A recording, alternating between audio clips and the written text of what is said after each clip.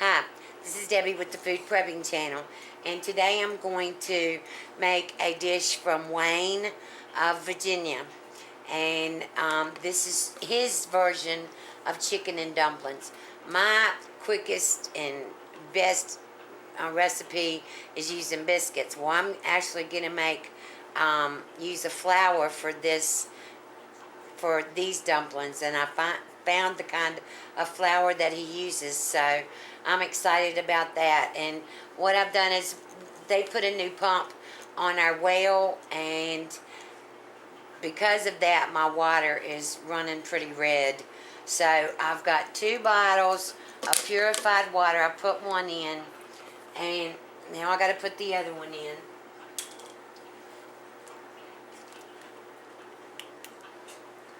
Alright. And I want to bring this up to a sear to begin with. So that would be high on your stove. It's sear on my New Wave Precision Induction Cooktop.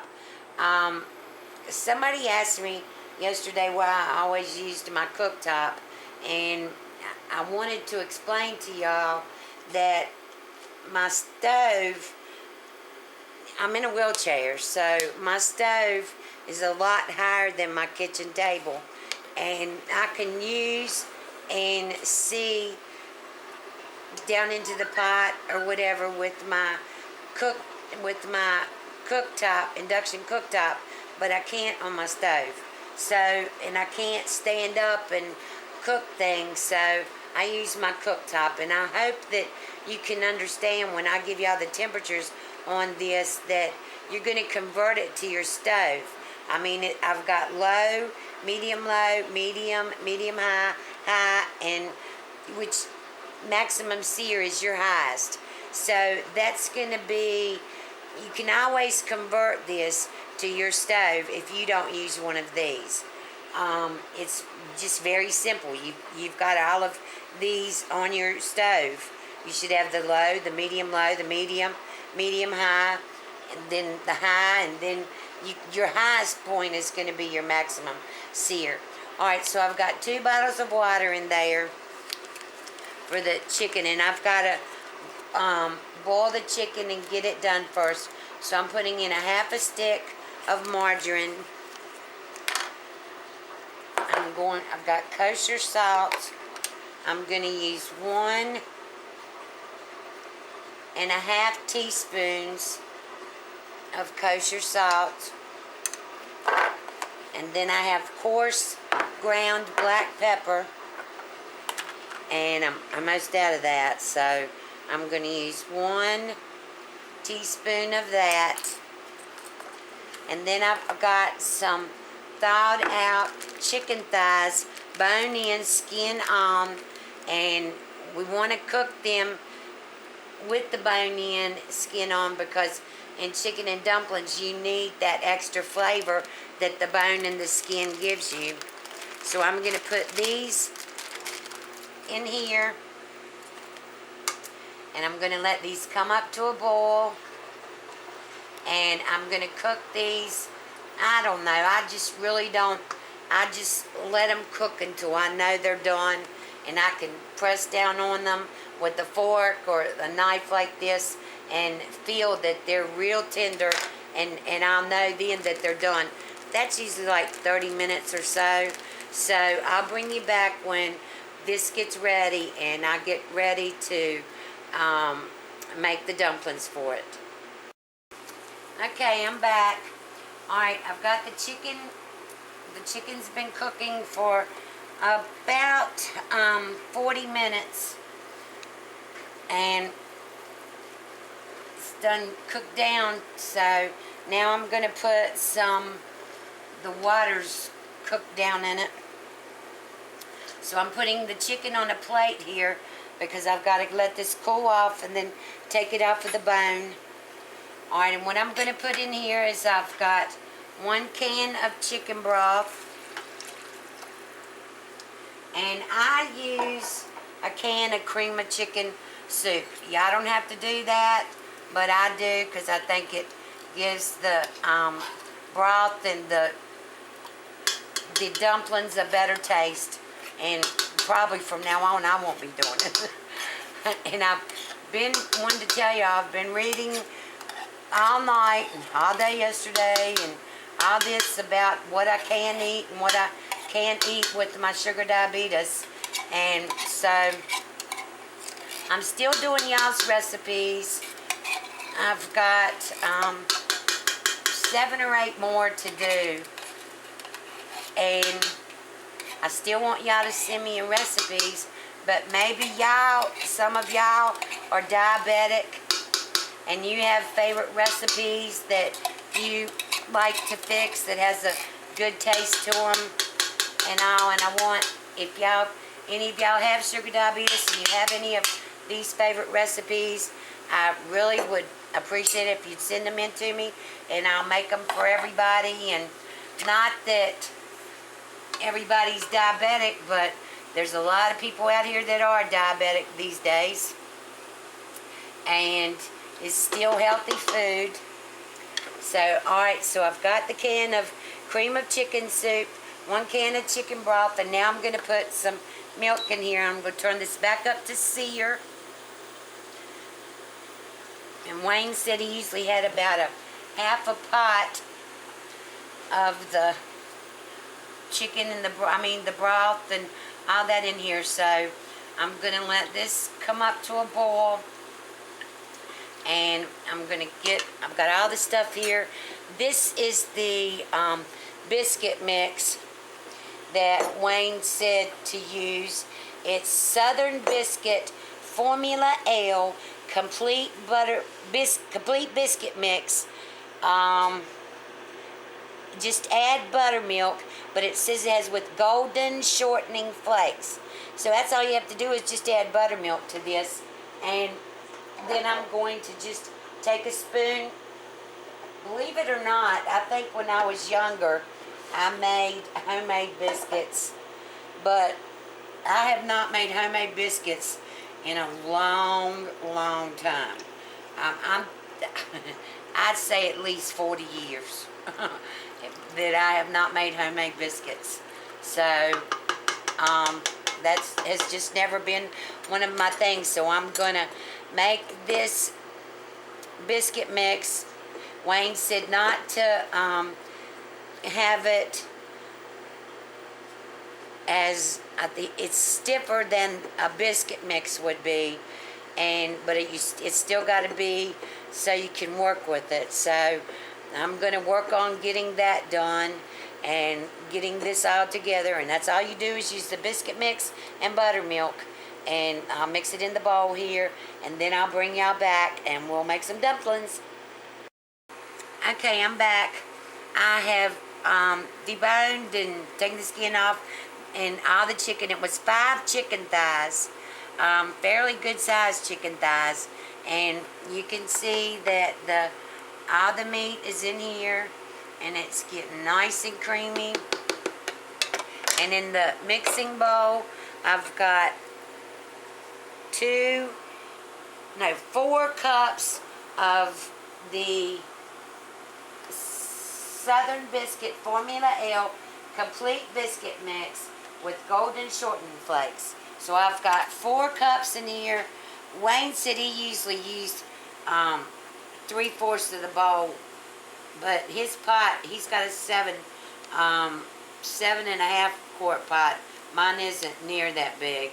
So I'm only doing 4 cups of the flour, 1.25 cups of buttermilk,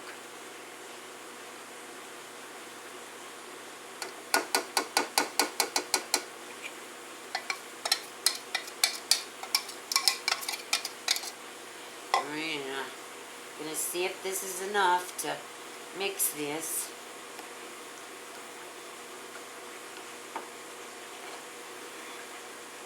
This is supposed to be just a drop. You drop it in there, so I'm hoping that I can get this the right consistency to be able to do that. And I've got it on medium on my New Wave induction cooktop, which would be medium on your stove.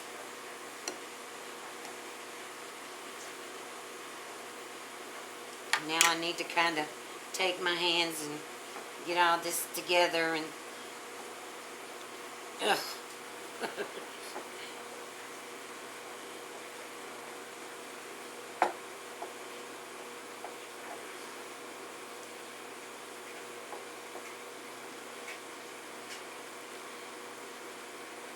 Alright, now I gotta get all this off my gloves.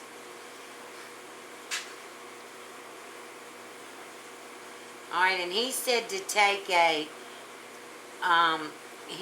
teaspoon, like a teaspoon. And I don't have any teaspoons, so I'm just going to use a regular spoon. And let me get these, I'm going to go and take these gloves off. I've done mixed this up, so, ugh.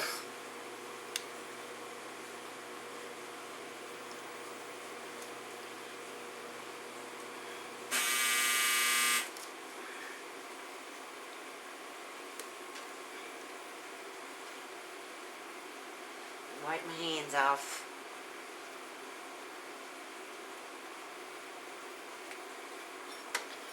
Alright, and I'm just going to take a spoon of this. He said 1 spoon of this would make into like a golf ball size.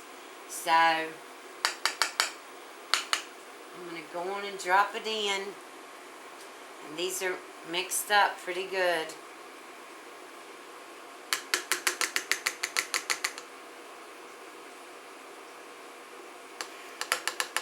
Oh, that's right, he said to dip it in the broth, then dip it in here, and then it'll come out easier.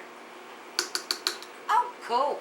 Always dip your spoon in there, then put it in your flour mixture, put it in the water, dip it. That's pretty cool. It works. Just comes right out.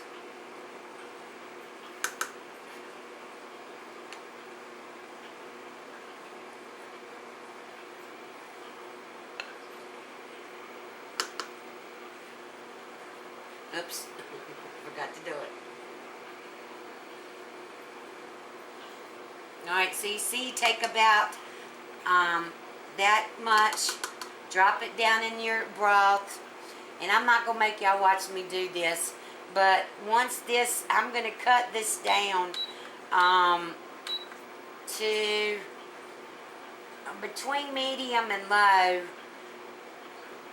but I don't, well, I'm going to go down to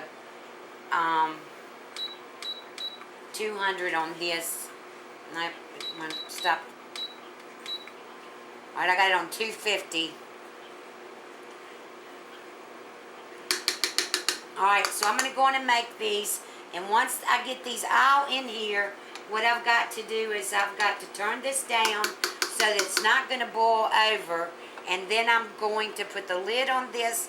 You do not take, that was one of his main things, is you do not take the lid off. You let these cook for 10 to 15 minutes.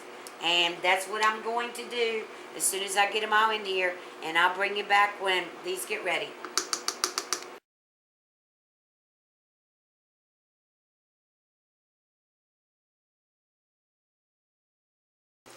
Okay, I'm back. And here's the chicken and dumplings. They smell amazing. I can't wait to taste them. I've got a bowl of some right here. They're really, really, I mean, you can see they're just like, they're light and fluffy. So this is really hot, but I want to take a bite for y'all.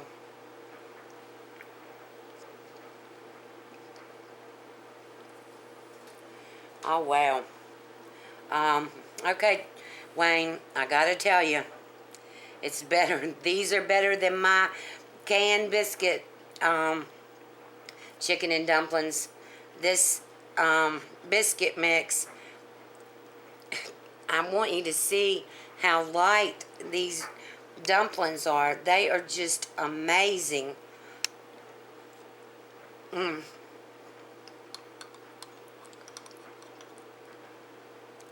It's just like a biscuit in your chicken and dumplings. This is amazing. If you like this recipe, give me a thumbs up, subscribe to my channel, send me in your favorite recipe. I'd love to fix it and show everyone. If you're diabetic and you have some favorite recipes, please send those in to me, because got to start eating diabetic food, and I really don't know what to. I've been reading a lot, but I'd love to have some of your favorite recipes. So send them in to me. I'm having such a good time doing this.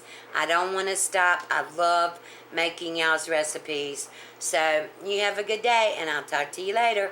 Bye.